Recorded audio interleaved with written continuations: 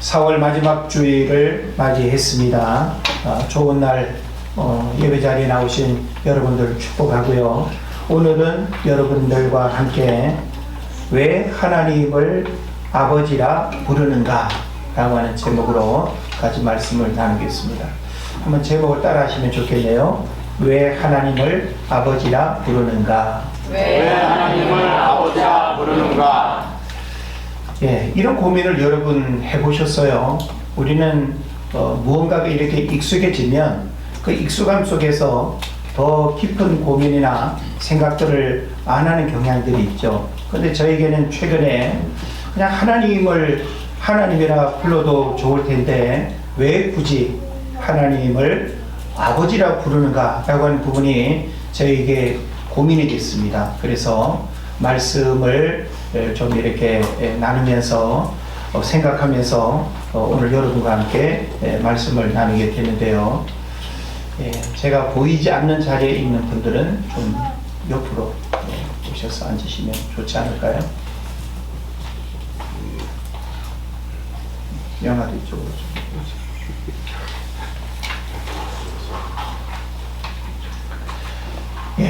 여러분, 아버지라는 호칭은 우리에게 어떤 의미가 있을까요?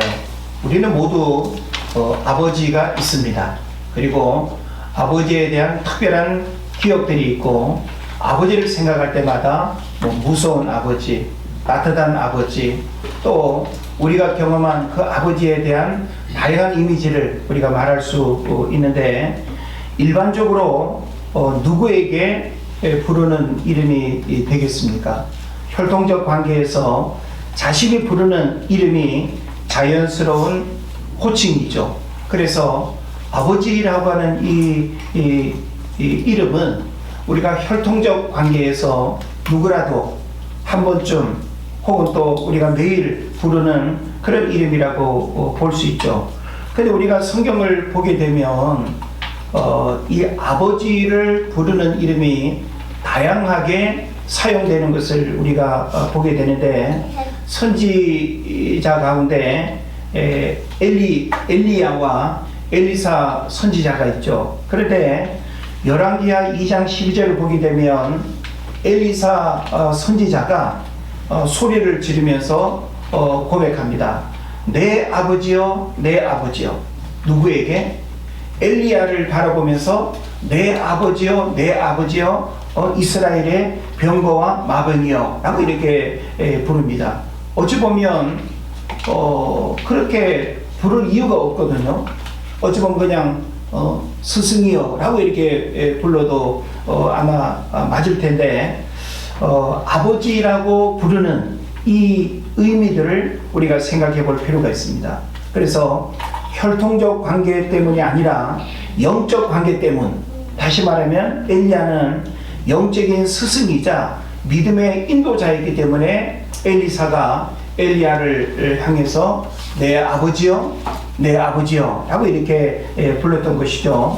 그 다음에 창세기 45장 8절을 보면 요셉과 바로와의 관계에서 불려지는 이름을 우리가 좀 주목해 볼 필요가 있습니다. 바로가 요셉에게 이르되 나는 너를 애굽 온 땅의 총리로 삼노라. 하나님이 너를 애굽 온 땅의 아버지로 삼으셨다. 이렇게 표현하고 있어요. 애굽의 바로 왕이 요셉을 이렇게 향해서 애굽 온 땅이 요셉을 아버지로 삼았다는 거예요.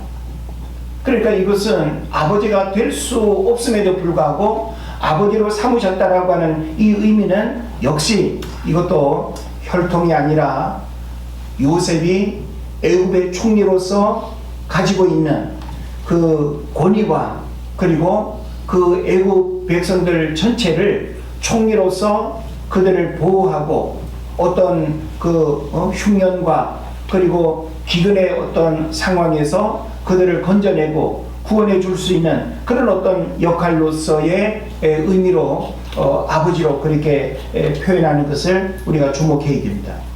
그 다음에 열왕기하 6장 21절을 보면 엘리야와 요람 왕에 대한 그런 이제 관계를 우리가 볼 수 있는데, 요람 왕이 엘리야를 향해서 내 아버지여 라고 이렇게 부르짖습니다. 그러니까 왕조차도 선지자를 영적 권위자로서 아버지라고 부르고 있다는 거예요. 어찌 보면 아무리 한 나라의 왕이 아무리 위대한 영적 지도자가 있다 하더라도 그렇게 부를 수가 있는가 싶은데 그렇게 부르는 표현을 우리가 주목하게 되는 것이죠. 또 고린도전서 4장 15절에 보면 사도 바울과 신약 교회와의 관계를 우리에게 보여주는데 내가 복음으로 너희를 낳았습니다 이렇게 표현하고 있어요. 그러니까 사도 바울은 영적인 아비로서 그리고 사도 바울을 통해서 구원받은 성도들과 교회를 이렇게 영적인 부자 관계로 이렇게 표현하면서 내가 복음으로 너희를 낳았다라고 이렇게 표현하는 것입니다. 그래서 바울은 자신을 믿음 안에서 성도들의 영적 아버지라고 설명을 하는 것입니다. 그래서 신앙생활을 하게 되면서 하나님을 부르는 여러 가지 호칭들이 있죠. 그죠? 근데 여러 가지 호칭들 가운데 우리가 하나님을 아버지라고 지금 부르고 있습니다. 왜 하나님을 신적 이름만 불러도 될 텐데 아버지라고 부를까? 여러분은 하나님을 아버지라고 부르면서 어떤 느낌이 드시나요?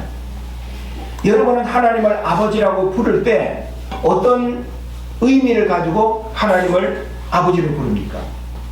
우리는 신앙생활 속에서 이 아버지라고 하는 표현은 혈통적 관계 혹은 같은 우리 친구 또래의 그런 또래의 또 친구 아버지를 같은 아버지와 같은 그런 이제 권위를 우리가 인정하면서 친구 아버님을 또 같이 우리가 아버님이라고 이렇게 부르긴 하죠.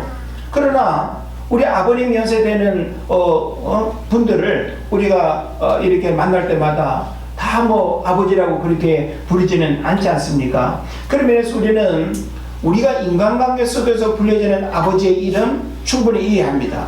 그런데 하나님은 신으로서 창조주 하나님, 구원자 하나님, 하나님에 대한 그 신적 권위의 이름들은 많이 있음에도 불구하고 왜 우리가 하나님을 아버지라 부르는가라고 하는 것이죠. 그래서 우리가 성경을 보게 되면 하나님을 아버지로 부르는 그런 표현들, 성경의 그런 구절들이 많이 있습니다. 그러니까 이것은 우리에게만 요구되는 것이 아니라 이미 성경에서 하나님을 아버지로 그렇게 많이 표현하고 있는데 왜 하나님을 아버지로 부르는가에 대한 부분을 우리가 여러 성경 구절들을 통해서 먼저 살펴보고 하나님을 아버지라 부르는 그 의미들을 우리가 이제 좀 더 구체적으로 살펴보도록 하겠습니다. 신명기 32장 6절을 보면 여호와께 이같이 보답하느냐 어리석고 지혜 없는 백성아 그는 내 아버지시요 너를 지으신 이가 아니시냐 이렇게 표현하고 있습니다. 그러니까 이 구절에서는 창조자이자 언약의 아버지라고 하는 사실을 담아서 아버지라고 부르는 거예요. 그러니까 여러분이 하나님을 아버지라고 부른다라고 할 때에 성경에서 아버지라 부르는 그 의미들을 우리가 이해할 필요가 있다라고 하는 것입니다. 그래서 백성의 불순종에 대한 꾸짖음 속에서 하나님과의 관계성을 강조하는 표현으로 이해를 할 수 있겠죠. 또 이사야서 63장 16절을 보면 주는 우리 아버지시라 아브라함은 우리를 모르고 이스라엘은 우리를 인정하지 아니할지라도 여호와여 주는 우리의 아버지시라 옛날부터 주의 이름을 우리의 구속자라 하셨거늘 이렇게 표현하고 있습니다. 그러니까 여기서 하나님을 아버지라고 부르는 이유는 뭘까요? 민족적 구속자로서 아버지로 부르고 있다는 거예요. 그래서 혈연보다 깊은 언약적 관계를 보여주는 구절이 된다라고 하는 것을 여러분 생각해야 됩니다. 그 다음에 또 이사야서 64장 8절을 보면 그러나 여호와여 이제 주는 우리 아버지시니이다. 우리는 진흙이요 주는 토기장이시니 우리는 다 주의 손으로 지으신 것이니이다. 여기서는 뭘 의미하겠습니까? 토기장이로서의 아버지를 묘사하고 있습니다. 그러니까 하나님은 눈에 보이지 않는 분이기 때문에 하나님을 우리가 실제 살아계신 하나님으로 이해하기 위해서는 우리가 이해할 수 있는 여러 가지 은유적인 표현을 동원할 수밖에 없다는 거예요. 그래서 우리가 하나님을 아버지라고 우리가 부를 때 혈연적 관계로서의 아버지를 뛰어넘는 아버지라고 하는 이름이 가지고 있는 대단히 특별한 그 의미들을 우리가 이해한다면, 내가 하나님을 아버지라고 부를 때 혈연적 관계로서의 아버지만을 우리가 연상하면 우리가 대단히 하나님을 제한시키는 거예요. 그래서 우리가 이런 의미들을 제대로 알고 기도할 때나 찬양할 때 하나님을 아버지라 부르는 것은 우리에게 굉장히 중요한 신앙 고백이 되고, 나에게 하나님이 어떤 분인가를 고백하게 되는 대단히 중요한 표현이 된다는 것입니다. 그래서 아무 의미를 모르고 맹목적으로 상투적인 표현 혹은 혈연적 관계로서만 이해하고 있는 그런 의미로 우리가 하나님을 부른다고 한다면, 그 하나님 아버지에 대한 그 이름을 너무나도 모르는 그런 표현이 되는 것입니다. 자, 그래서 토기장로로서의 아버지, 바로 하나님은 아버지요 우리는 그의 작품이라는 고백이 되는 것이죠. 그래서 토기장이는 흙 한 덩이를 가지고 자신이 원하는 모양을 다양하게 만들어내죠. 그러니까 우리 한 사람 한 사람이 토기장이 되시는 하나님께서 이렇게 다양한 모습으로 우리를 빚으시고 우리를 만드시고 이 땅 가운데 살아갈 수 있도록 우리를 인도하셨다라고 하는 것입니다. 그리고 오늘 우리가 본문으로 읽은 말라기서 2장 10절에 보면 우리는 다 한 아버지를 가지지 아니하입니다. 그러니까 하나님에게 있어서는 온 인류가 다 구원받은 모든 하나님의 백성들이 다 한 아버지를 두고 있다는 거예요. 그래서 한 하나님이 우리를 창조하지 아니하셨느냐, 어찌하여 우리는 우리 조상들과 언약을 배반하여 서로 거짓을 행하느냐. 이것은 바로 한 민족의 공통된 아버지라는 그런 의미를 가지고 있습니다. 그래서 민족 전체가 하나님을 아버지로 두고 있지만 그 언약을 이기며 살아가는 현실을 비판하면서 이 구절을 인용하고 있는 것입니다. 그래서 우리는 성경에서 하나님을 참 다양한 상황에서 하나님을 아버지로 부르고 있다라고 하는 사실을 우리가 주목해야 됩니다. 어떤 사람은 혈통적 관계에서 아버지와의 불편한 관계에 있거나 아버지로부터 깊은 상처를 받아서 아버지와의 거리감이 있고 아버지를 아버지라 부르기가 어려운 그런 사람들은 신앙생활을 하게 될 때 하나님을 아버지라고 잘 못 불러요. 하나님을 아버지라고 부를 때 그 내면에 혈통적 아버지에 대한 부정적인 감정과 이미지가 확 살아나서 하나님을 그런 이미지로 이렇게 대입하는 그런 경우들이 있습니다. 이거 대단히 위험한 거죠. 그런 면에서 우리는 혈통적 관계로서만 아버지를 이해하면 곤란하다 이거예요. 왜냐하면 하나님은 우리가 부르는 혈통적 관계로서의 그 이름 아버지와는 굉장히 다른 차원의 의미를 가지고 있다는 것, 이걸 우리가 알아야 되는 것입니다. 그래서 성경에서 하나님을 아버지라고 부르는 그 여러 가지 표현뿐만 아니라 그 의미들을 우리가 좀 살펴볼 필요가 있는데요. 한 가지는 뭔가 하면 권위와 주권의 상징이라는 거예요. 여러분, 하나님을 아버지라고 부를 때는 하나님이 가지고 계신 영적 권위와 그리고 또 세상과 우리 인생을 다스리는 그 하나님의 절대적인 주권의 상징으로서 우리가 하나님을 아버지라고 부른다는 거예요. 그래서 고대 사회에서 아버지는 단순한 가족 구성원이 아니라 가정의 왕, 그리고 법, 보호자, 공급자이라고 합니다. 그래서 하나님을 아버지라고 부른다는 것은 우리를 다스리는 권위자로 인정한다는 고백이라는 거예요. 그래서 우리 가정에서도 아버지에게는 아버지로서의 권위가 있지 않습니까? 그래서 우리가 혈통적으로도 아버지를 우리가 부른다는 것은 아버지의 그 권위를 인정한다는 그런 고백이 된다는 거예요. 그런 면에서 우리가 하나님을 아버지라고 부르는 것은 육신의 아버지가 가지고 있는 그 이상의 영적 권위가 있다는 것을 우리가 알아야 되는 것이죠. 그래서 권위와 주권의 상징으로서 하나님을 아버지라 부른다라고 하는 것입니다.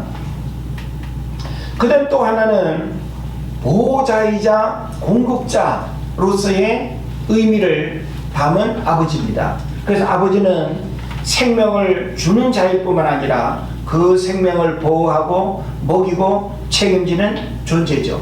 그래서 우리 육신의 아버지도 어머니 날 기르시고 아버지 날 낳으시고 그렇게 표현하지 않습니까? 그러니까 아버지의 그 씨라고 하는 것이 바로 나를 낳았다라고 하는 그런 의미를 이제 갖기도 하는 건데, 바로 아버지는 생명을 주는 자일 뿐만 아니라 그 생명을 보호하고 먹이고 책임지는 존재라는 거죠. 이것을 우리는 가장이라고 합니다. 예, 부부관계에서는 남편이라고 하겠죠. 그래서 남편의 자리에 있고 아버지의 자리에 있는 그 존재는 가정이라고 하는, 가족이라고 하는 이 공동체를 책임지고 있는 거예요. 생명을 책임지고 보호하고. 그래서 성경은 하나님을 그런 보살핌의 근원으로 묘사하는 것이죠. 그래서 마태복음 6장 26절에서 하늘 아버지께서 저들을 기르시나니 너희는 이것들보다 귀하지 아니하냐. 들의 백합화를 봐라. 예? 그러니까 하나님은 들꽃 하나, 날아다니는 새 한 마리도 하나님의 허락 없이는 떨어지거나 사라지지 않는다는 거예요. 그 얘기는 뭡니까? 하나님의 절대적인 보호 속에서 모든 피조물들이 존재한다는 것. 그러면서 우리는 하나님의 형상대로 지음받은 존재로서 그런 피조물들보다 얼마나 더 귀하고 얼마나 더 특별하냐라고 하는 것이죠. 그런 면에서 우리는 하나님의 말씀을 우리가 이렇게 들을 때에 하나님은 바로 나의 그런 보호자이자 공급자로서의 그런 근원이 된다라고 하는 것을 알고 우리가 하나님을 아버지라 불러야 되는 것입니다. 그 다음에 또 하나는 관계의 근원과 소속감이라고 하는 의미로서 아버지를 우리가 부르게 됩니다. 아버지라는 표현은 우리가 어디로부터 왔는가를 말해줍니다. 그래서 우리는 아버지를 이야기할 때 아버지의 고향, 아버지의 혈통, 아버지의 뿌리, 그걸 우리가 이야기하게 되지 않습니까? 그러니까 우리가 하나님을 아버지라고 부른다라고 하는 것은 바로 내가 어디로부터 왔는가라고 하는 관계의 근원과 소속감을 이렇게 가지고 있습니다. 그래서 하나님은 우리 존재의 근원이며 우리는 그분께 속한 자녀임을 나타내는 언어가 되는 것이죠. 그래서 고린도후서 6장 18절에서 나는 너희에게 아버지가 되고 너희는 내게 자녀가 되리라 라고 하면서 영적 부자 관계의 그런 부분들을 성경이 정확하게 그렇게 설정해서 우리에게 말해주고 있습니다. 그리고 또 하나는 사랑과 인자함의 상징으로서 하나님을 아버지라 부른다라고 하는 거예요. 이 말은 뭘까요? 아버지는 훈계와 징계의 권위도 있지만 동시에 인자함과 사랑의 근거도 됩니다. 이웃집 아저씨가 나를 막 훈계하고 때릴 수 있습니까? 이웃집 아저씨가 나를 지극히 사랑하고 보호해 줄 수 있습니까? 못해요.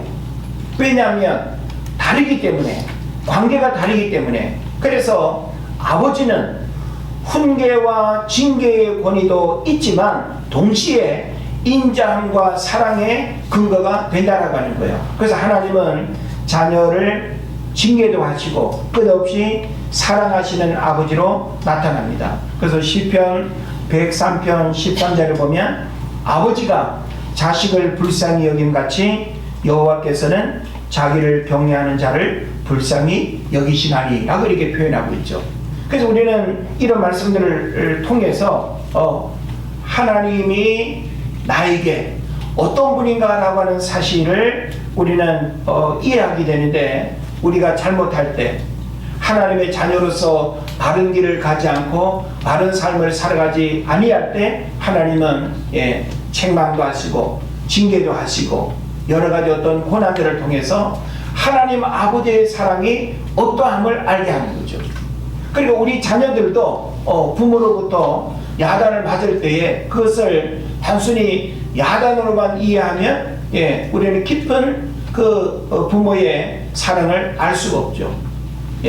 잔소리하고 때로는 혼나고 한 차례 뭐 한 대라도 우리가 또 맞는다든지 할 때 그 속에 감추어져 있는 자식을 향한 부모의 그 마음을 헤아리는 것이 대단히 중요하다라고 하는 것을 생각하게 되는 것입니다. 그리고 마지막으로는 언약적 관계의 표현이라는 거예요. 우리가 하나님을 아버지라고 부르는 것은 언약적 관계의 표현으로서, 그래서 이스라엘 민족과의 관계에서도 아버지는 단순한 감정적 표현이 아니라 하나님과 백성 간의 언약적 유대를 표현하는 언어다라고 하는 것입니다.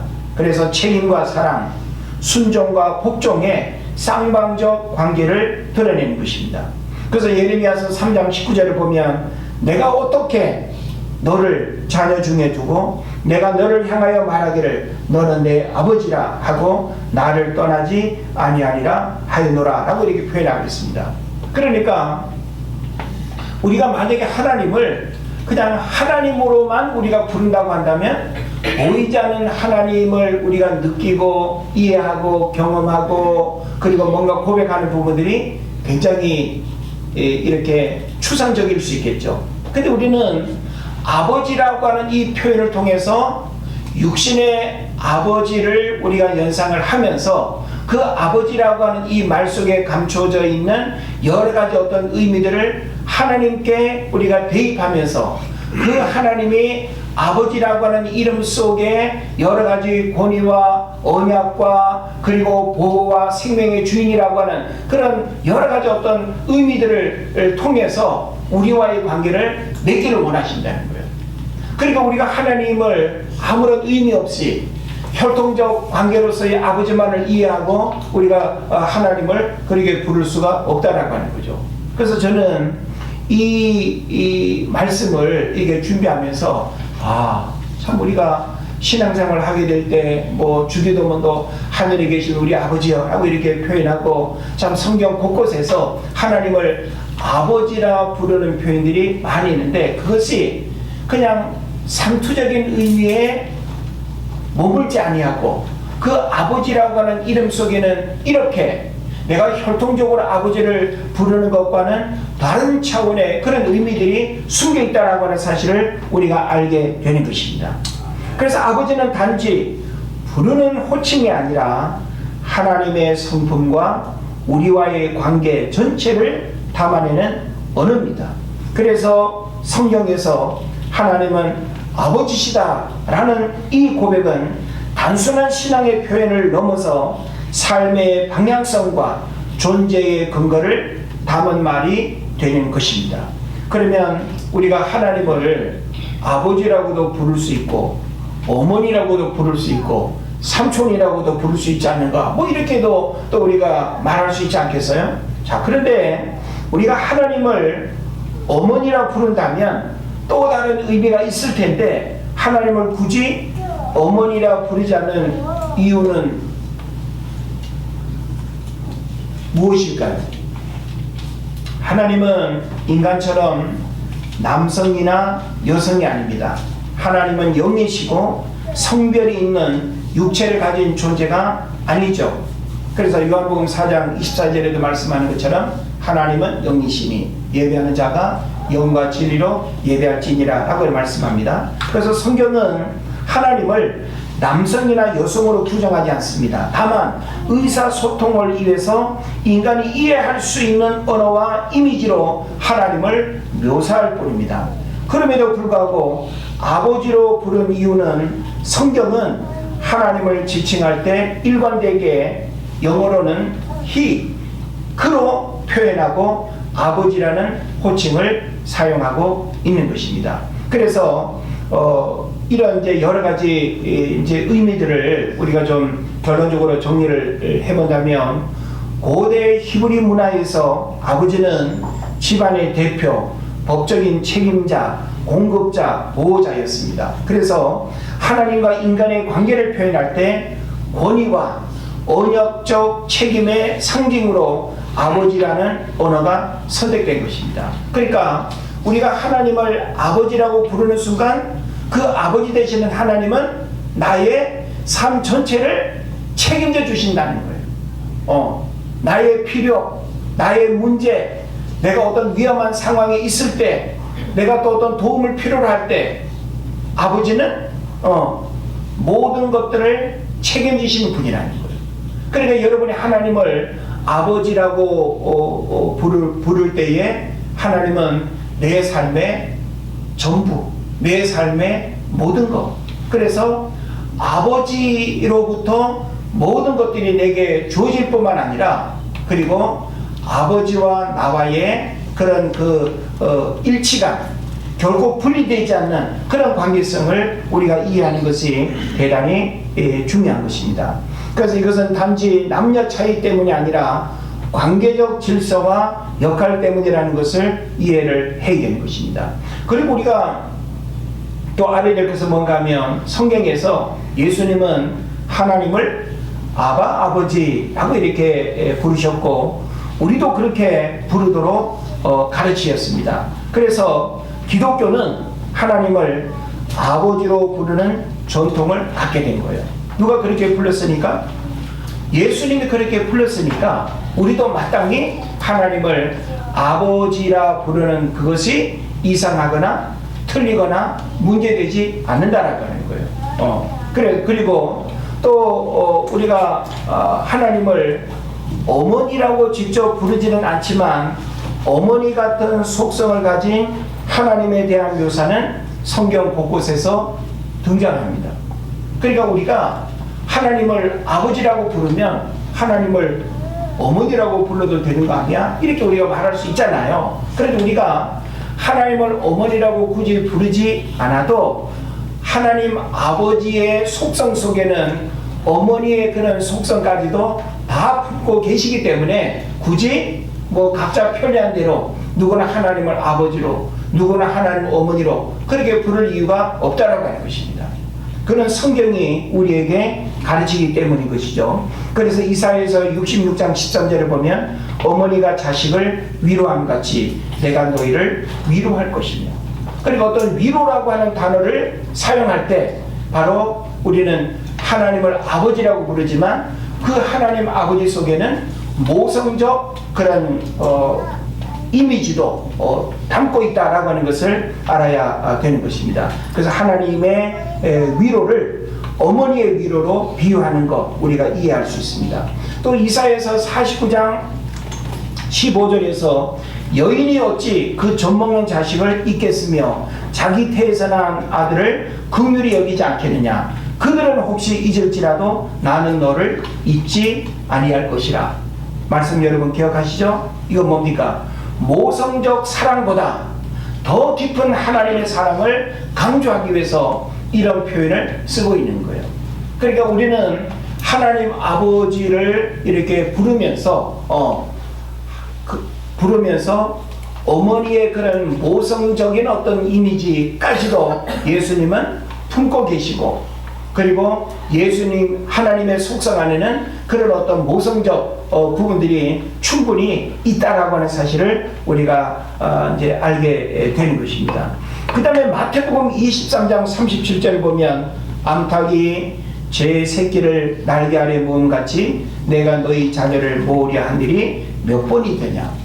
예수님은 자기 백성을 품고 보호하는 모습을 어미닭에 비유하셨죠. 그러니까 바로 하나님이 구원받은 하나님의 백성, 이 땅을 살아가는 하나님의 백성들을 한 사람도 날개 바깥에서 불안해하거나 마귀에게 잡아먹히도록 방치하거나 그렇게 하지 않으신다는 거예요. 암탉이 새끼를 모은다는 거 여러분 잘 아시죠? 독수리가 하늘을 빙빙 돌면 그걸 어떻게 알고 어미닭이 새끼들을 구구구구구구 하면서 전부 다 불러서 날개 아래 안전하게 다 이렇게 모읍니다. 이걸 통해서 예수님이 뭘 알기를 원하시는 거예요? 하나님이 하나님의 백성들을 그렇게 보호하시고 그렇게 안전을 책임지시고 수많은 어떤 불안과 문제 속에 살아간다 할지라도 하나님은 바로 우리를 그렇게 지켜주시는 분이다 라고 하는 것을 우리에게 말해주는 것입니다. 그래서 우리가 굳이 어머니라고 부르지 않는 이유는 이런 몇 가지 이제 이유들을 통해서 우리가 정의할 수 있는데, 하나님께서 스스로를 아버지로 계시하셨기 때문에, 이건 뭔가 하면 계시의 질서라고 이렇게 말할 수 있는데, 그런 측면에서 우리는 하나님을 아버지라 부르는 이 표현에 대해서 의심이나 혹은 다른 어떤 표현을 우리가 생각할 이유가 없다라고 하는 것입니다.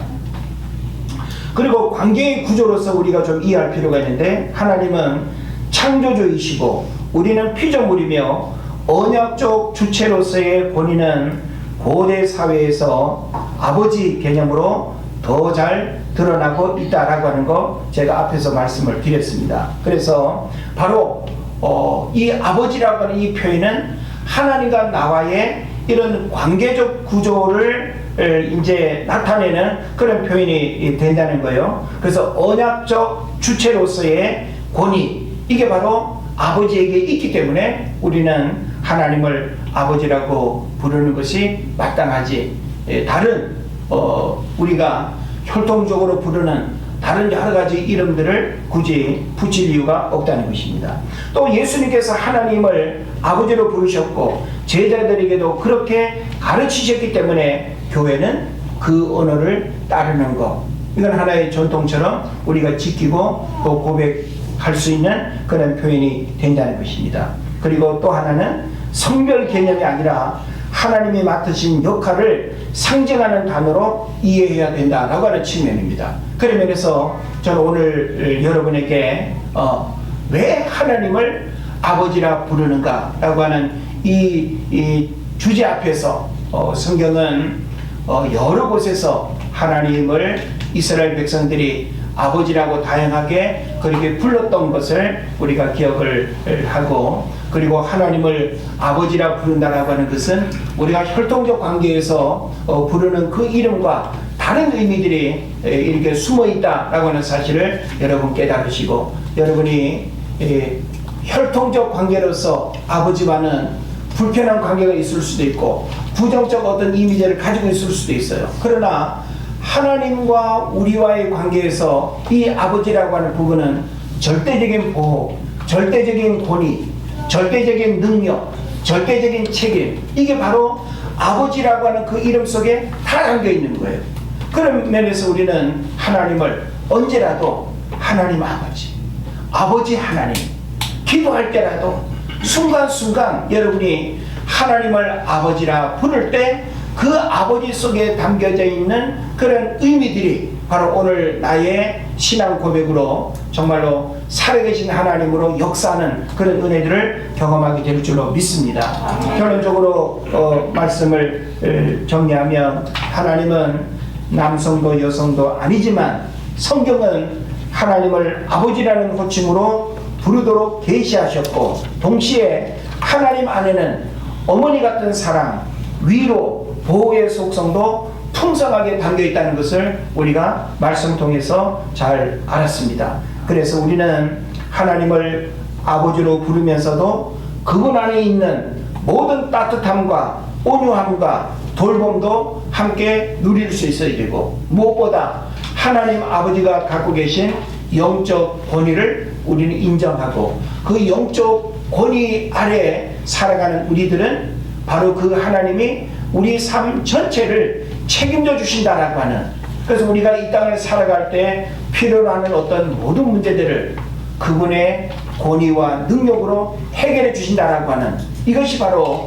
아버지가 갖는 의미가 되는 것입니다. 그래서 여러분들이 하나님을 아버지라 부르는 것을 어려워하지 말고, 어찌 보면 육신의 아버지는 떨어져 지낼 수도 있고, 내 곁을 떠날 수도 있고 더 이상 내가 부를 수 없는 그런 때가 우리에게 올 수 있지 않습니까? 그러나 하나님은 여러분이 어딜 가더라도 어떤 상황 속에서도 육신의 아버지가 나에게 줄 수 없고 해결해 줄 수 없는 그런 문제들을 하나님 아버지는 절대적으로 구원받은 하나님의 백성들 한 사람 한 사람을 책임져 주실 것입니다. 그래서 여러분이 더 하나님을 아버지라 부르고 그리고 그 아버지 하나님께 여러분이 더 이 땅을 살아가면서 고민하고 염려하는 모든 문제들을 아버지 하나님 앞에 다 내어놓고 그 아버지로부터 내게 부어지는 놀라운 축복과 은혜를 경험하며 살아가는 여러분 되시기를 주의 이름으로 축원을 드립니다. 아멘. 기도하겠습니다.